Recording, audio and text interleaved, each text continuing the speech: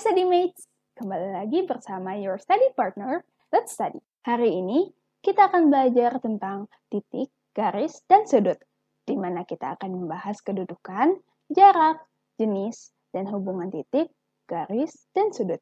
Bahan pembelajaran ini dibiayai oleh CSR-PT Infomedia Nusantara.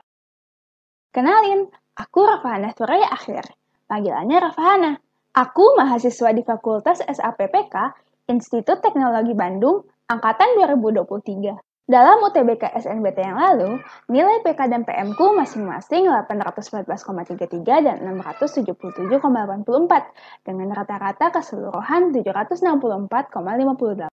Apa itu titik? Titik adalah objek geometri yang tidak memiliki panjang, lebar, maupun kedalaman. Jadi, dia cuma kelihatan kayak gini aja. Kamu nggak tahu itu panjang, mau lebar, atau kedalamannya berapa tuh kamu nggak tahu. Kayak objek yang cuma bisa kamu lihat dari jauh, saking jauhnya dia sampai kelihatan jadi cuma titik doang. Selanjutnya adalah, apa itu garis? Garis adalah objek geometri yang memiliki satu dimensi, yaitu dimensi panjang. Jadi, kalau misalnya ada garis kayak gini, kamu bisa tahu kalau garis ini dia panjangnya 2 cm. Tapi kamu nggak bisa lihat apakah dia lebarnya tuh berapa. Contohnya adalah selembar kertas. Contohnya adalah selembar kertas yang kamu lihat dari sisi sehingga cuma kelihatan garis doang. Selanjutnya kita bakal belajar tentang kedudukan titik dan garis. Nah, kedudukan titik terhadap garis dan bidang ada dua masing-masing. Kedudukan titik terhadap garis yang pertama adalah berada pada garis. Contohnya adalah titik ini. Titik A ini berada pada garis G. Sementara titik B berada di luar garis G karena dia nggak menyentuh garis G sama sekali. Nah, kedudukan titik terhadap bidang juga ada dua. Titik A berada pada garis G karena dia memang ada di garis G. Memang dia mengenai garis A. Kedudukan titik A terhadap bidang juga ada dua, yaitu pada bidang dan di luar bidang. Contohnya adalah garis A yang berada pada bidang C dan titik B yang berada di luar bidang C. Kalau misalnya ada titik lagi di sini, misalnya titik D. Titik ini berada pada bidang C tetapi berada di luar bidang G. Nah, dia nggak kena sama bidang G. Selanjutnya adalah kedudukan garis terhadap garis. Yang pertama adalah berimpitan. Berimpitan itu berarti kedua garis berada di bidang yang sama dan semua titik pada garis F adalah titik potong dengan garis G. Misalnya di sini kamu nggak bisa lihat garis G-nya sama sekali karena dia sebenarnya ditimpuk di garis F. Jadi garis G-nya itu sebenarnya ada di sini di belakang. Tapi karena semua titik pada garis G berpotongan dengan semua titik pada garis F, maka mereka kelihatannya sama. Dan karena mereka berdua adalah dua garis yang berimpitan. Selanjutnya adalah sejajar. Kedua garis yang sejajar berada di bidang yang sama dan tidak memiliki titik potong antara satu sama lain. Contohnya adalah garis F dan garis G di sini. Jadi mereka mau dia panjang banget. Nggak lurus, anggap aja lurus. Panjang banget. Garis F ini nggak bakal ketemu sama garis G. Panjang gitu terusin. Sampai ke ujung dunia juga nggak bakal ketemu karena mereka sejajar. Nah, apa sih maksudnya dia berada di bidang yang sama? Kita gambar kubus misalnya. Ini ada kubus.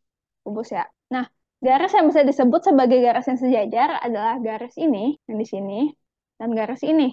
Ini nih. Karena mereka sama-sama ada di bidang A. Kalau misalnya garisnya adalah garis yang ada di sini, misalnya ini, sama garis yang ada di sini, dia juga nggak bakal ketemu. Tapi nggak bisa disebut sejajar karena garis yang ini, dia adanya di bidang B, bukan di bidang A. Kedudukan titik dan terhadap garis yang lain adalah berpotongan. Kalau berpotongan, artinya kedua garis berada di bidang yang sama, dan terdapat satu titik potong antara garis F dan garis G. Contohnya adalah yang di sini. Jadi, abis ketemu di sini, dia nggak bakal ketemu lagi. Kamu mau panjang banget. Ini dia bakal tetap cuma satu, nggak bakal ketemu lagi, tapi dia sempat ketemu sekali dan berpotongan di sini. Sama kayak yang tadi, dia harus ada di bidang yang sama. Jadi misalnya kita gambar kubus lagi di sini ya. Kubus ini. Garis yang ada di sini, ini nih, dengan garis yang ada di sini, adalah garis yang berpotongan karena sama-sama ada di sisi A. Dia berpotongannya di sini. Tapi dia nggak bakal ketemu lagi, mau sepanjang apapun nggak bakal ketemu lagi. Tapi mereka sempat ketemu dan berpotongan di titik ini. Selanjutnya adalah garis yang persilangan. Nah, tadi kan kita udah ngomongin kalau garis yang sejajar sama garis yang berpotongan itu dia harus ada di bidang yang sama kan. Nah, terus kalau misalnya dia berada di bidang yang berbeda, namanya apa? Namanya bersilangan. Kayak ini, yang tadi. Nah, garis ini nggak bakal ada di bidang yang sama. Yang ini ada di bidang D, dan ini ada di bidang A. Dia memang nggak bakal ketemu, tapi ada di bidang yang berbeda. Jadi kita namain dia garis yang persilangan, bukan garis yang sejajar. Selanjutnya adalah kedudukan garis terhadap bidang. Ada tiga. Yang pertama adalah dia terletak pada bidang, yaitu garis ini dilalui oleh bidangnya di bidang A misalnya. Bidang A ini dilalui oleh garis H. Dia juga bisa dibilang dilalui, maaf. Dia juga bisa dibilang sebagai terletak kalau dia ada di sini, atau di sini. Selanjutnya ada garis yang berpotongan. Nah, kayak garis yang tadi, garis garis dikatakan berpotongan dengan bidang jika ada satu titik potong antara garis dan bidang. Untuk garis F ini, titik potongnya ada di sini. Jadi dia kalau lurus lagi juga nggak bakal ketemu lagi sama si bidang ini, dan bidang ini kalau dipanjangin juga nggak bakal lagi ketemu sama si F. Tapi mereka sempat berpotongan satu kali. Oh iya, bidang sama garis bisa sama-sama diperpanjang ya. Makanya dari tadi aku bilang kalau garis ini diperpanjang, kalau bidang ini diperpanjang. Karena memang bidang itu sebenarnya bisa sepanjang apapun. Nah, selanjutnya ada sejajar. Garis dikatakan sejajar apabila tidak ada titik potong antara garis dengan bidang. Contohnya kayak garis ini. Garis ini kan kayak keliru dikit tadi. Jadi garis yang bisa disebut sejajar tuh dia nggak bakal ketemu ya. Jadi kalaupun ini diperpanjang, si garis G ini ada di bawahnya. Jadi kalau misalnya kita kita lihat dari samping nih, bidangnya tuh begini. Bidangnya begini, ada di atas sini, dan dia bisa berpanjang begini, panjang gitu kan. Nah, si garis G ini ada di bawah. Dia si garis G ini sepanjang apapun, dan bidang bidang apa ini? Bidang A ini sepanjang apapun, dia nggak bakal saling ketemu. Nah, ini bisa disebut sebagai garis dan bidang yang sejajar. Selanjutnya ada kedudukan bidang terhadap bidang. Nah, seperti seperti garis yang tadi ada, dia punya berimpit, sejajar, dan perpotongan. Berimpit berarti semua garis pada bidang C adalah garis potong dengan bidang I. Nah, si bidang I-nya dari belakang sini dia dia ketutupan sama bidang C, dan dia sejajar di mana tidak ada garis potong antara bidang A dan bidang C. Jadi dia mau sepanjang apapun yang ini, dan yang si C-nya mau sepanjang apapun, mereka nggak bakal punya garis potong. Dan berpotongan, di mana dia punya satu garis potong antara bidang E dan bidang C. Jadi ini kalau perpanjang lagi, dia nggak bakal punya garis potong lagi sama bidang E. Garis potongnya cuma yang ini nih, dia bakal panjang ngikutin si. Selanjutnya kita bakal belajar jarak antara titik dan garis. Nah, yang pertama adalah jarak titik ke titik. Jarak titik ke titik adalah panjang garis penghubung terpendek dari titik A ke titik B. Jadi kalau misalnya ada titik B di sini dan titik A di sini, kan dia bisa sebenarnya bisa disambungin kalau dia kayak begini kan. Gini bisa, kayak begini juga bisa, begitu juga bisa, ini begini, begini, begini juga bisa asal mereka nyambung. Tapi jarak titik ke titik adalah panjang garis penghubung terpendek. Garis penghubung terpendek dari titik A ke titik B ternyata berbentuk seperti segitiga di sini. Begini. Yang miring ini adalah panjang garis penghubung terpendek dari titik A ke titik B. Gimana cara ngitungnya? Nah, kita karena dia ternyata kayak segitiga siku-siku kayak gini, kita bisa pakai teorema Pythagoras dengan rumus ini. Panjang AB sama dengan akar AC kuadrat ditambah BC kuadrat. Jadi kalau misalnya si AC ini 4, BC 3, jarak AB ini berapa? Kita tinggal AB sama dengan akar 4 kuadrat ditambah 9. Ya, tambah 3 kuadrat sama dengan 16. Ditambah 9 sama dengan akar 25 sama dengan 5. Berarti ini 5. Contoh soalnya, tentukan jarak antara titik A 3,4 dan titik B 1,5. Semuanya udah tahu koordinat kartesius kan? Nah, kita gambar dulu ke koordinatnya. Anggap aja lurus, aku nggak bisa gambar lurus. 1, 2, 3, 4, 5. 1, 2, 3, 4, 5. Ini sumbu X, ini sumbu Y. Titik A 3,4. 3 dan 1,5. 1,5. Sini ya. Ini A 3,4. B 1,5. Nah, jaraknya bisa kita hitung sini. Kita bikin dulu segitiga Pitagoras ya. Siku-siku di sini. Berarti jarak antara A dengan B ada di sini. Ini jarak A dan B. Kan siku-siku di sini. Jarak A ke B, ini 3, ini 1, berarti ini 2 ya. 2, 1. Kita tinggal pakai segitiga. Tinggal pakai rumus AB sama dengan 1 kuadrat ditambah 2 kuadrat sama dengan 1 ditambah 4 sama dengan akar 5. Berarti jarak antara A ke B adalah akar 5. Selanjutnya ada jarak titik ke garis. Jarak titik ke garis adalah panjang garis terpendek yang menghubungkan suatu titik ke garis. Panjang garis terpendek yang menghubungkan antara titik ke garis adalah garis yang tegak lurus. Jadi ditarik garis dari titik A di sini yang tegak lurus dengan garis F. Di sini garisnya yang ini. Ini garisnya. Di sini siku-siku, nanti dia tegak lurus. Nah, terus nanti tinggal kamu pakein Pitagoras. Sekian panjangnya. Oke. Nanti kalau misalnya kamu tahu ini berapa, kamu bisa dapat ini. Ini contoh soalnya. Tentukan jarak antara titik G dan garis AB jika rusuk kubus 6 cm. 6 cm. Nah, gimana nih caranya? Caranya begini. Jadi, pertama harus tahu dulu kalau semua tiang-tiang yang ada di kubus atau balok, dia kalau misalnya ini kan tiang ya, sebutnya ini tiang. Tiang, terus ini alas. Nah, semua garis yang ada di tiang-tiang ini juga nanti tiang, tapi kita ngomongin ini aja. Ini tiang, dia bakal tegak lurus dengan garis apapun yang ada di sini. Jadi garis yang ini, dia bakal tegak lurus dengan ini, tegak lurus dengan ini, tegak lurus dengan ini. Ya, jadi kita bisa hitungnya begini. Jarak titik G ke garis AB ya. AB di sini. Berarti yang mana? Ini dong. Sehingga bisa kita simpulkan bahwa kan dia tegak lurus semuanya.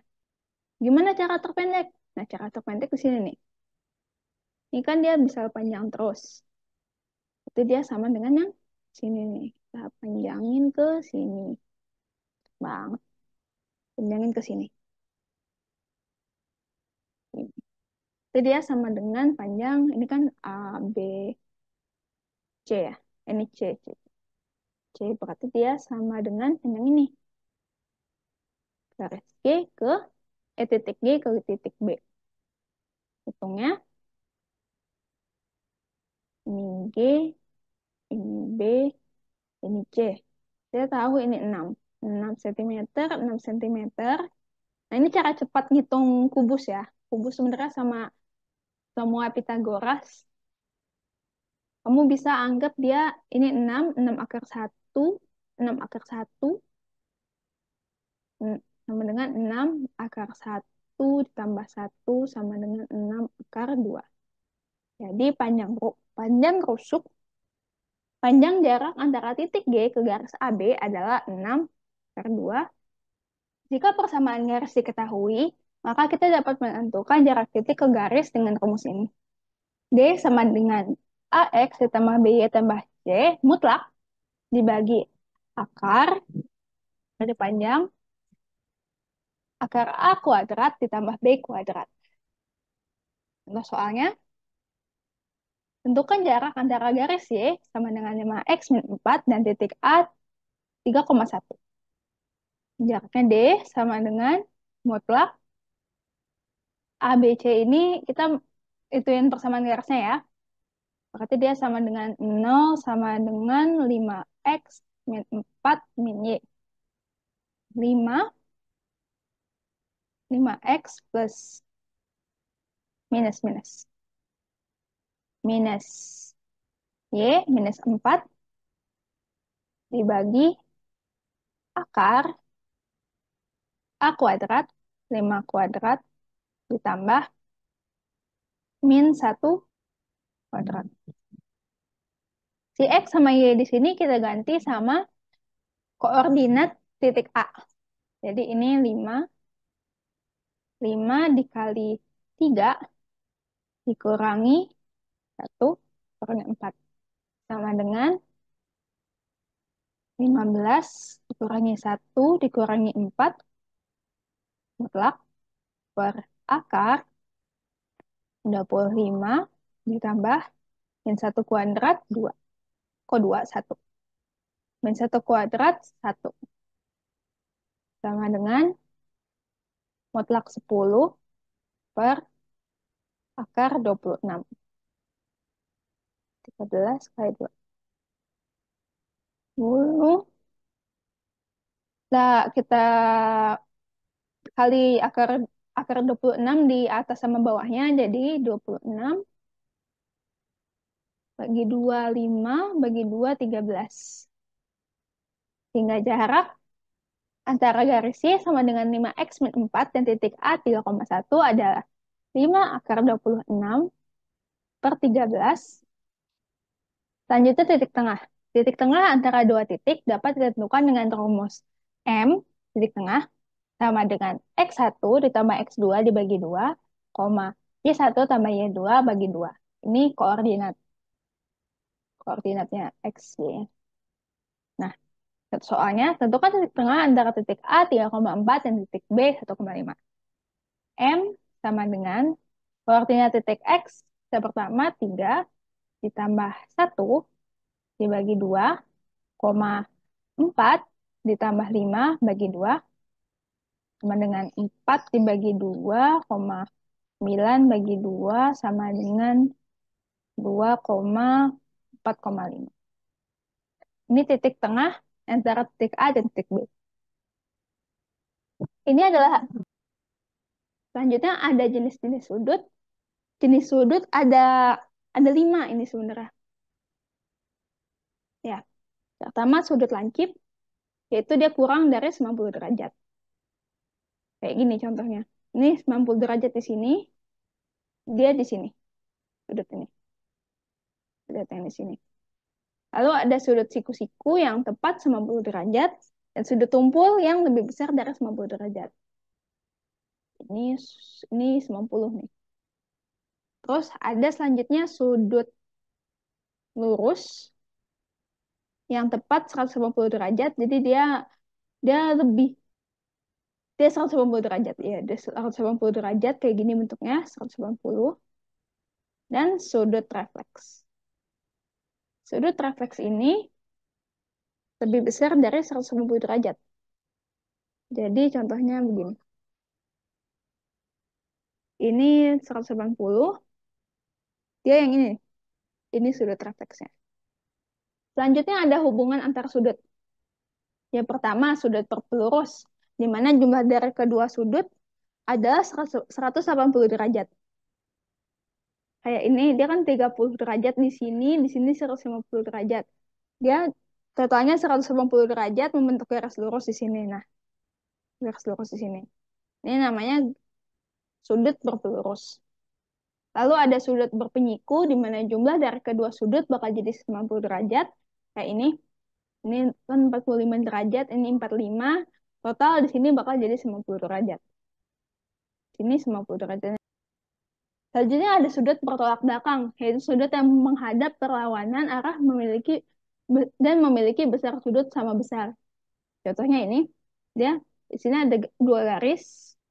Nah, yang ada di sini dan yang ada di sini, dia disebut sebagai sudut bertolak belakang.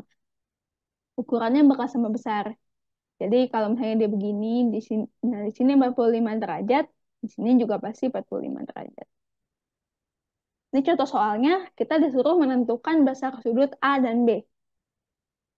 Jadi kita bisa lihat kalau sudut A ini bertolak belakang dengan sudut 70 derajat yang di sini kan. Ini garis yang paling berpotongannya.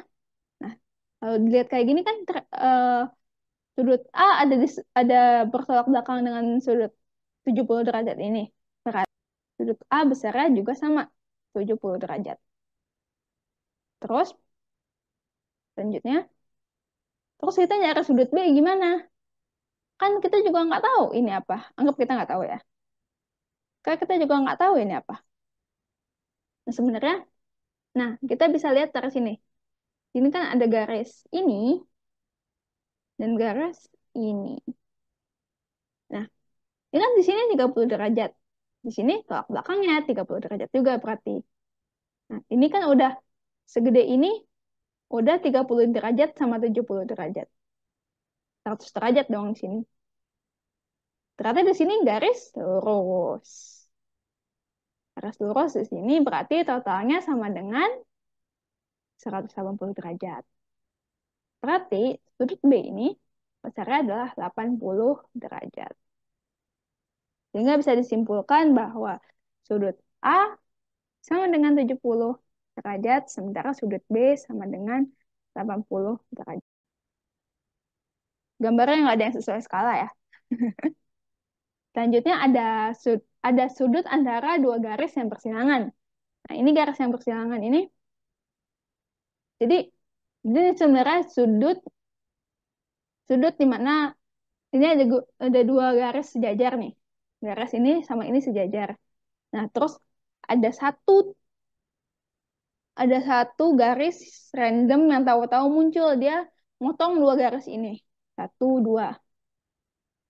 Ini kita bisa ternyata dia ada hubungannya antara sudut-sudut yang dibentuk oleh oleh perpotongan garis ini, garis antara garis ini nggak punya garis F sama garis G.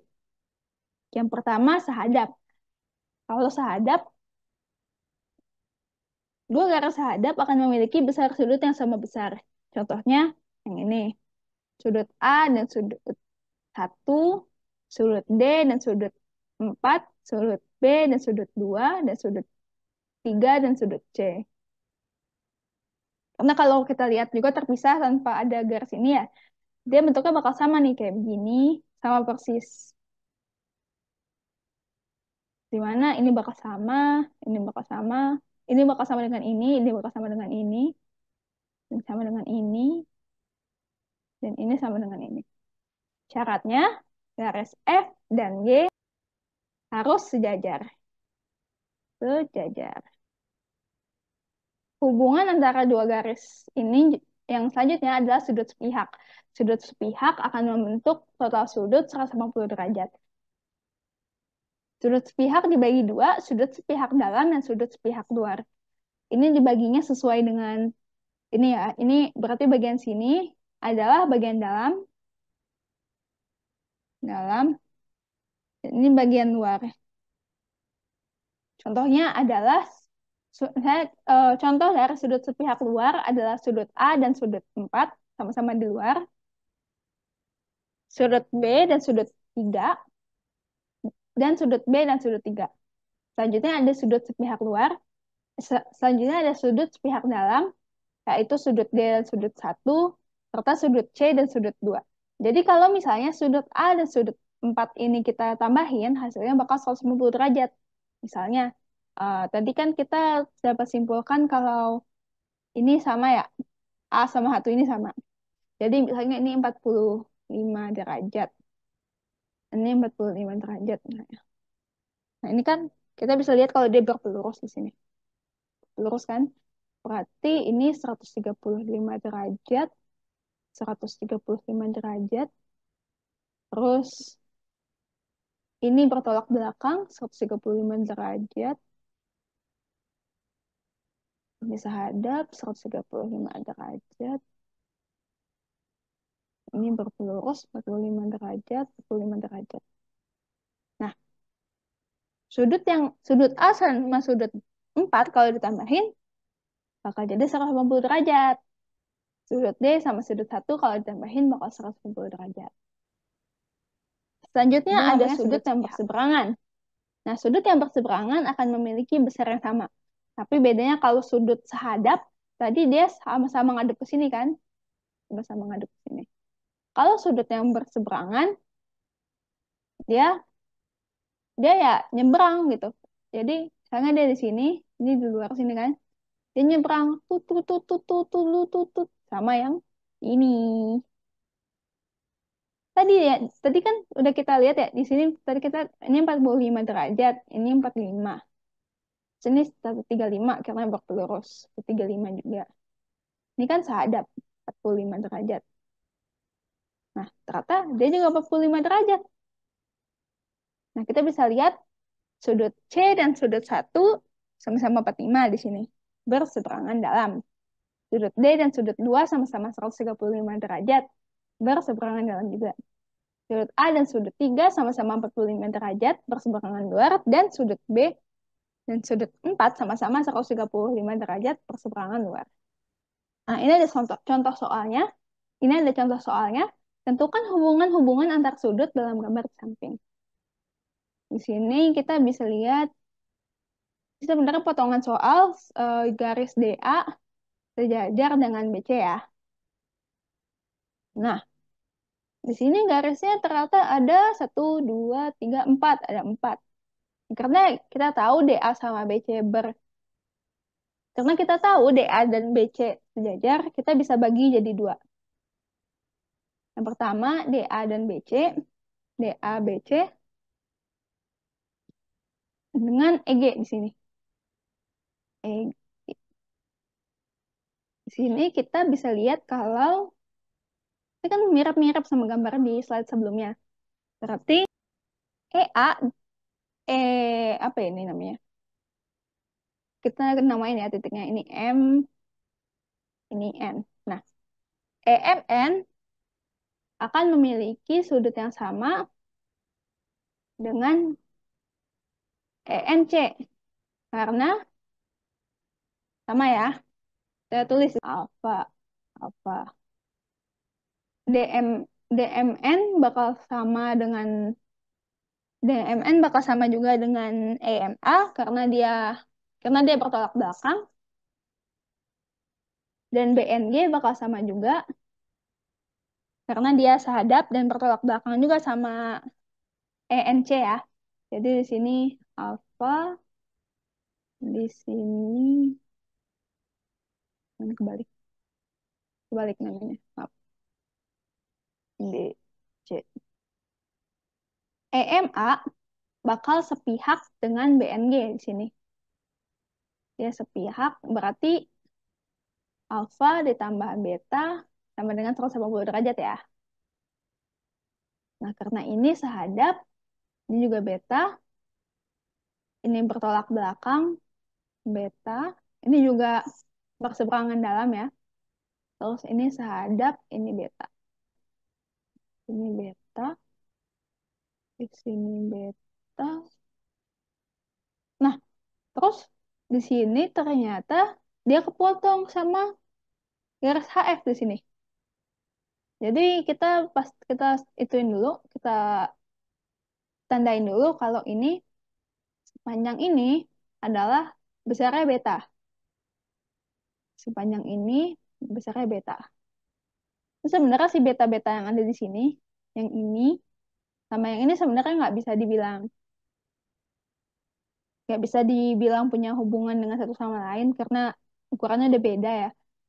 Cuman buat tandain aja kalau dia totalnya bakal segitu. Selanjutnya kita bakal bahas yang ini HF, ini AD, BC kan, BC, ini HF, HF. Ini N ya. Ini kita namain titik baru. Oh, titik. Sudut ini kita namain sudut gamma karena dia bertolak belakang. Ini juga besar gamma. Ini sehadap sama yang ini, sama Apa ini? Ini garis D ya. CNH sehadap dengan DOH, berarti ini juga gamma. Ini besarnya juga gamma. Nah, bertolak belakang. DOH berpelurus dengan DON, berarti ini omega. Berarti gamma ditambah omega sama dengan 180 derajat juga. Bertolak belakang, ini omega. Sehadap omega. Oke, kita tandain di sini DOH. Di sini besarnya gamma. Di sini omega, gamma, omega. Di sini, nah, di sini sebesar ini nih, sudutnya adalah sudut gamma. Dan di sini omega. Jadi alfa sama dengan omega. Kita dapat fakta kalau alfa sama dengan omega. Enggak salah juga. Sepanjang ini omega. Sepanjang ini besar gamma, sebesar ini omega. Kalau misalnya kita tahu nih, dikasih tahu alfa sama dengan 180, bukan. Alfa sama dengan 45 derajat misalnya. Kita bisa tahu apa aja sih? Pertama, kita bisa tahu sudut beta. Beta itu kan tadi kan alfa tambah beta sama dengan 180 derajat. Berarti untuk nyari beta sama dengan 180 derajat dikurangi alfa. 180 derajat dikurangi 45 derajat, yaitu besar alfanya, sama dengan 130. Selanjutnya kita bisa tahu kalau gamma sama dengan 135 derajat. 135 derajat dikurangi apa yang ada di sini, apa ya, anggap aja X. Kalau misalnya kita udah tahu X berapa, kita bisa dapat semuanya nih. Misalnya kita X 20, berarti gamma sama dengan 115 derajat, dan omega sama dengan 180 derajat dikurangi 115 sama dengan berapa ya? Sama dengan 115, 7, 65 derajat. Omega sama dengan 65 derajat. Jadi kalau misalnya kita gambar ulang, ini kita hapus ya. Hapus. Tutup. Soalnya kita gambar ulang, sehingga ini H, F, A, D, C, B, G, E. Di sini alfa 45, 45, 45, 45. Berarti X kita anggap berapa ya? 20 ya? 20 derajat. 45 di sini 135, 135, segini 20, ini 115, di sini, di sini 115, 65, 115, 65, 115, ini 20. Yang bisa kita baca, si ini, kita kasih nama ini apa? O, N, E, M, A. Nah, kita tulis yang sehadap nih, sehadap. Sehadap EMA dengan ENB. A, AMG dengan dengan nggak ada sih. Ada temennya. Ini ya. DMN. DMN dengan CNG. Sama-sama ngadep ke sana ya. Um, DOH dengan 100 dengan DOH dengan 100. DOH dengan CNO, MON dengan BNF dan seterusnya ya. Terus sepihak, yang sepihak ada EMD dengan CNG, terus ini sepihak luar, pihak dalamnya AMN dengan BNM, BM, dan seterusnya. Terus yang seberangan ada ini seberangan luar EMA dengan CNG. Yang seberangan dalam, yang berseberangan dalam ada MON dengan ONC dan seterusnya. Banyak banget soalnya. Garis AD dan BC adalah dua garis sejajar. Titik perpotongan FH dan GE adalah titik M. FH dan GEM. HME memiliki HME memiliki besar 15 derajat. Jika BMG diketahui, BMG ini ya, 95 derajat, tentukan CMH. CMH ini. Ini kita bisa lihat dia. Ini. Yang ini, 15 derajat yang ini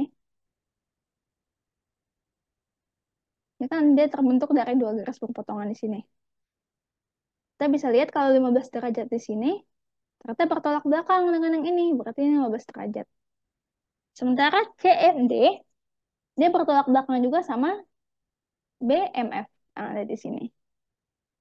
Karena kita tahu kalau BM kan 95 derajat ini BMG kan, segede ini. Segini 95 derajat, sementara segininya aja udah 15 derajat. Berarti ini aslinya cuma 80 derajat. Karena dia bertolak belakang, di CMH ini bertolak belakang dengan yang ini, berarti ini juga 80 derajat. Nah, di sini ada contoh latihan soal yang bisa diakses Nah, di sini ada contoh latihan soal yang bisa diakses di description box di bawah. Jika soal, titik A 9,7 dan B 14,11 berada pada sebuah bidang kartesius.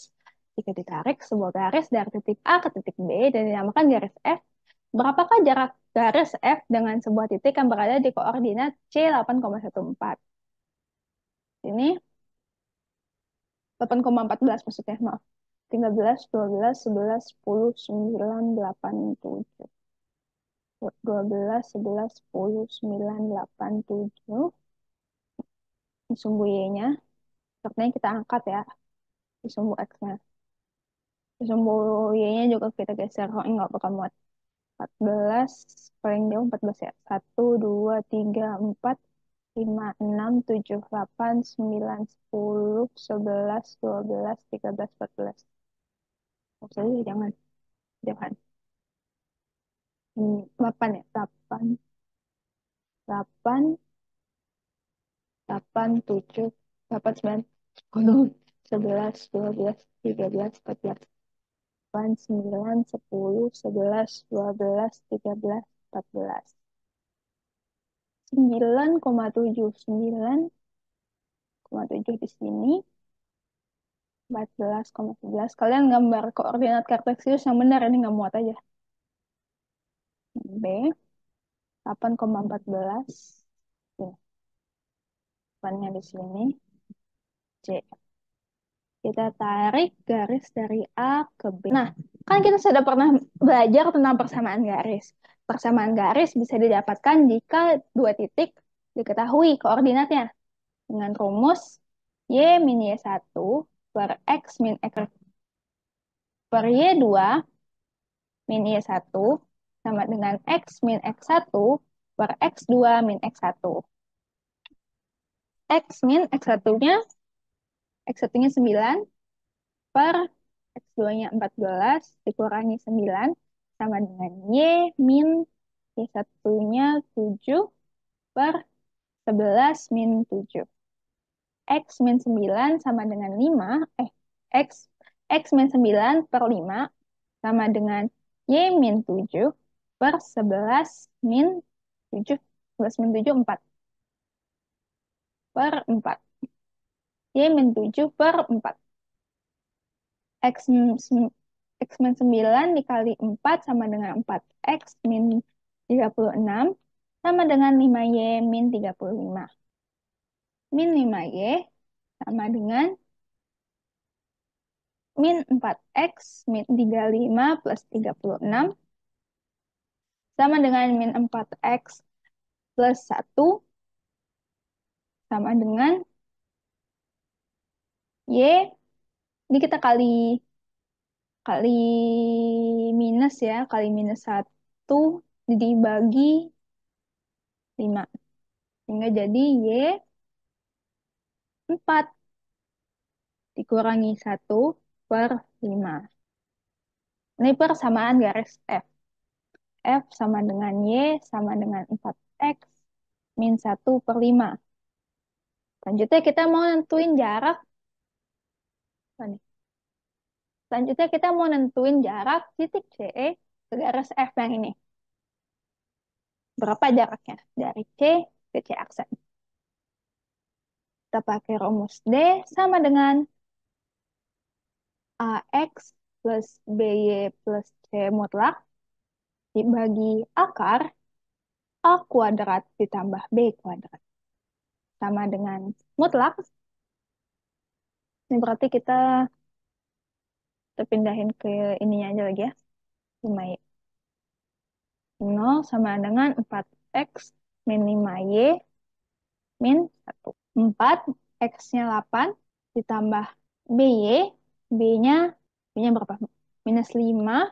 Minus 5 kali 14 dikurangi 1 mutlak per akar A kuadrat 4 kuadrat ditambah minus 5 kuadrat sama dengan mutlak 11, 32 dikurangi 70 dikurangi 1 mutlak per akar 16 ditambah 25 sama dengan mutlak 32 min 71, 32 ini pasti minus ya, minus 78,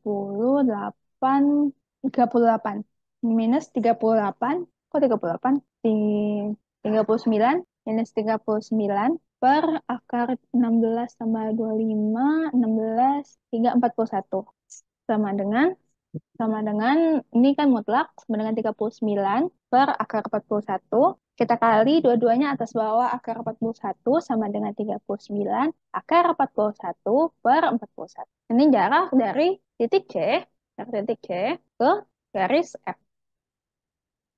Selanjutnya, diketahui besar sudut ADE sini ya, adalah 35 derajat. Dan sudut DCE 45 derajat. DCE 45 derajat. 45 derajat. Garis ABCD, ABCD, AB dan CD sejajar dan AD, BC, AD, BC sini ya, sejajar. Tentukan besar sudut BMD. BMD. Kita bisa lihat ini kan ada DA. DA tadi sejajar sama BC. BC.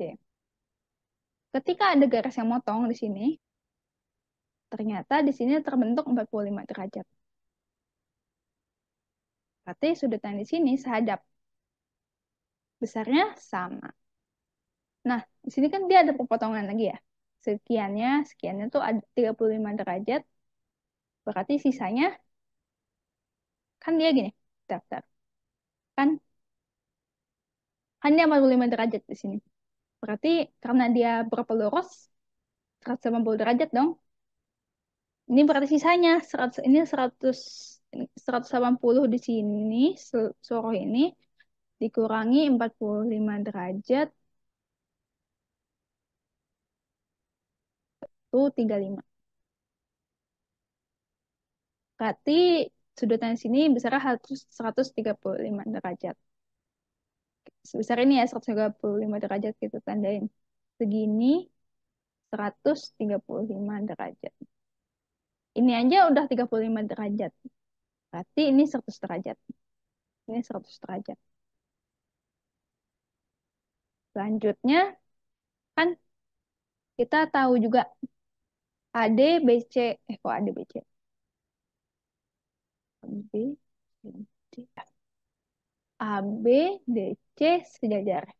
Gambar lagi. DC, AB, AB, sejajar. Sini ada garis yang motong. Sini ada garis yang motong. Tengah-tengah sini. Ini ya. Yang ada di ujungnya di sini E nanti. Nah, di perpotongan ini kita udah tahu kalau ini 100 derajat. 100 derajat. Karena ini berpelurus, berarti ini 80 derajat dong. Ternyata ini dengan yang ada di sini, yaitu ini yang kita cari, dia sehadap. Berarti besar sama 80 derajat. Jadi jawabannya besar sudut BMD sama dengan 80 derajat. Terima kasih kepada CSR PT Infomedia Nusantara yang sudah membiayai produksi materi ini. StudyMates bisa mempelajari kembali materi e-book, PPT, dan latihan soal yang dapat diakses pada tautan di description box.